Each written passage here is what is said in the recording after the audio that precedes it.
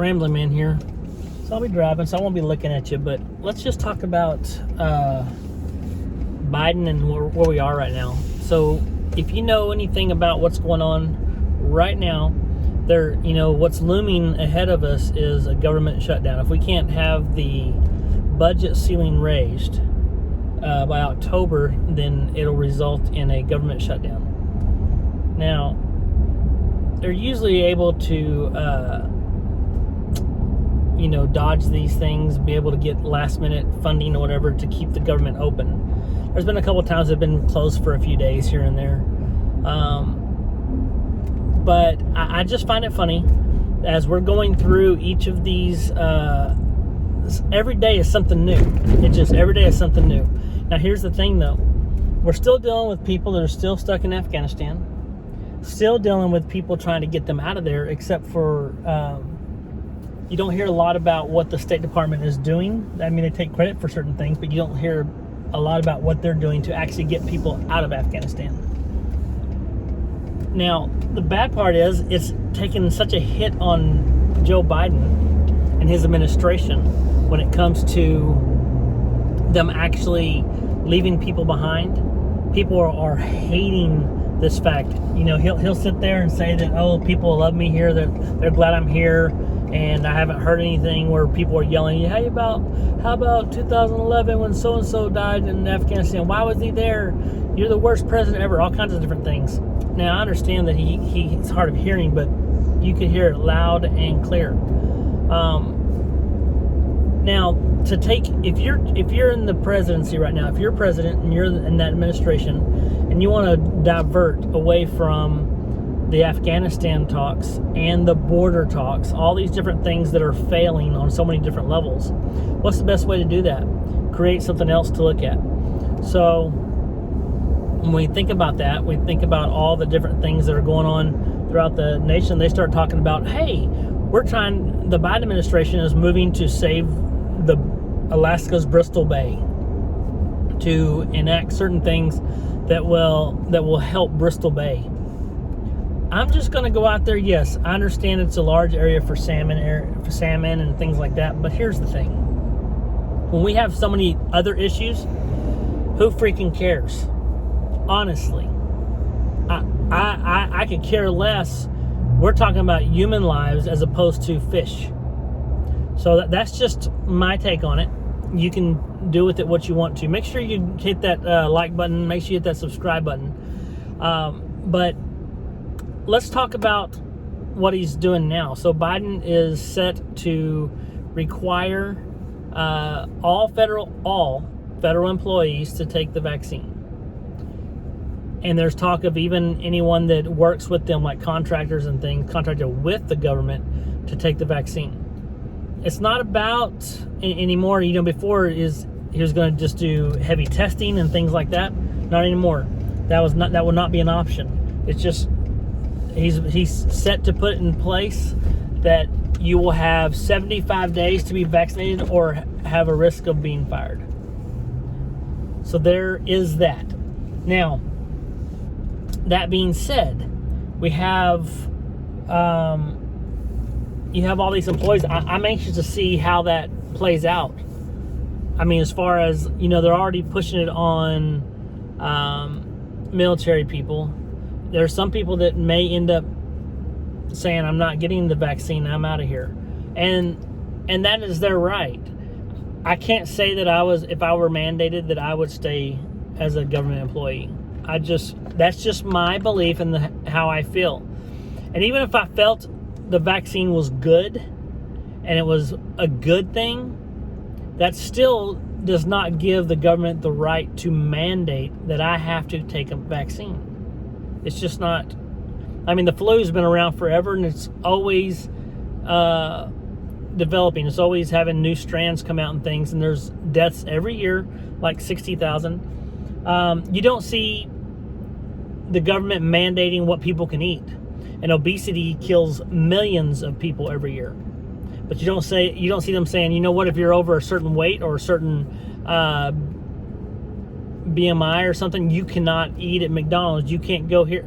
They don't regulate that because that's none of their business. So why should it be regulated for someone else? And if you're already vaccinated, people say, well, the unvaccinated are killing us. Okay, here's the thing. If you're vaccinated, you shouldn't have to worry about it. And they say, well, and then if they get it, then they're saying, it's expected you'll get it, but it keeps you out of the hospital and keeps you from death. Okay, so why are you so worried about the vaccine? But for Biden to step in now and say that all federal employees have to get the vaccine, I can understand this is what they can do because it's the federal, it's a federal job. But at the same time, is it right? I don't think so. That's just my thought on it. Now, as far as everything else going on, you have to think about Biden has failed on so many levels. Lowest approval rating so far, and it's only going to drop. It's not going to get better. It doesn't matter what he does. His focus is not on America and the people that it should be on. It should be on our soldiers. It should be on the people at home. It should be on people that are left behind in Afghanistan. And it should be on our borders, making sure that those are closed down, or as much as possible. People talk about all the time, building a wall won't keep people out.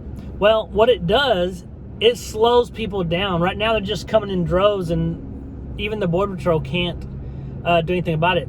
The Border Patrol, if you can read all these different things, the same place I do, all over the internet and different places.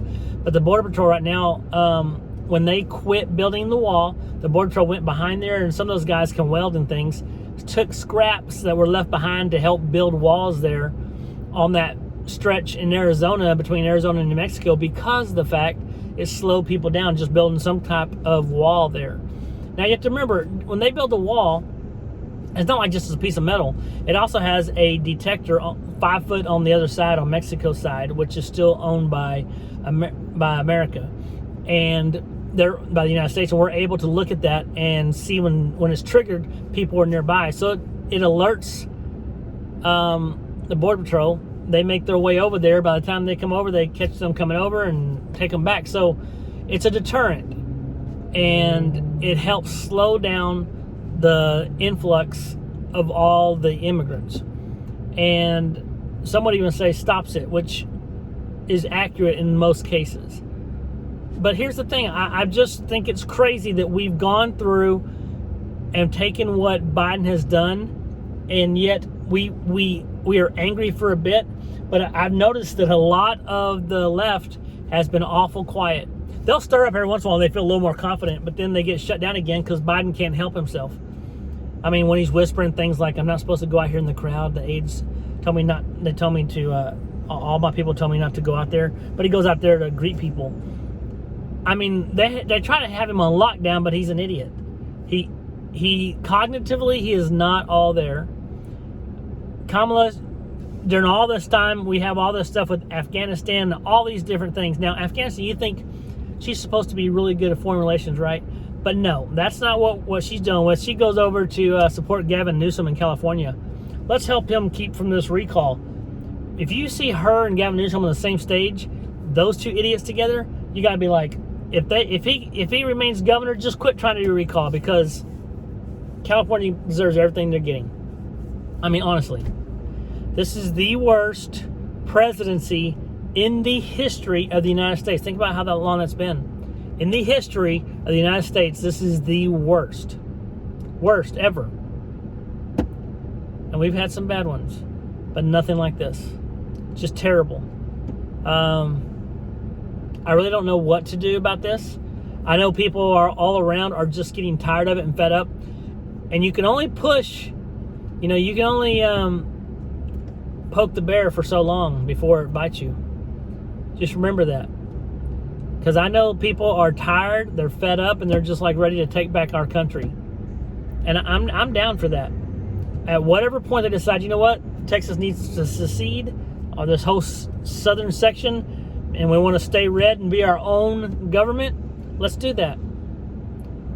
I'm not saying I'm not a proud American, but when America gives up on me, at that point, I have to decide the people that are running this place, if it's not the America that I support, then I have to make sure that we divide and that we are a portion of America that stands for what America always has stand for: freedom, liberty, justice, all the different things that America's come to be a symbol of. That's what I want to fight for. I've served in the U.S. Army, and I was proud to do so. But right now, you have to kind of make a choice. Do you want to, are you willing to fight for the America that was, or the one that is whatever it's becoming right now? I want to fight for what America was and always has been. That's just my thought on it. Make sure you subscribe, make sure you like, make sure you comment, make sure you share. Thanks, guys. Ramblin' Man, out.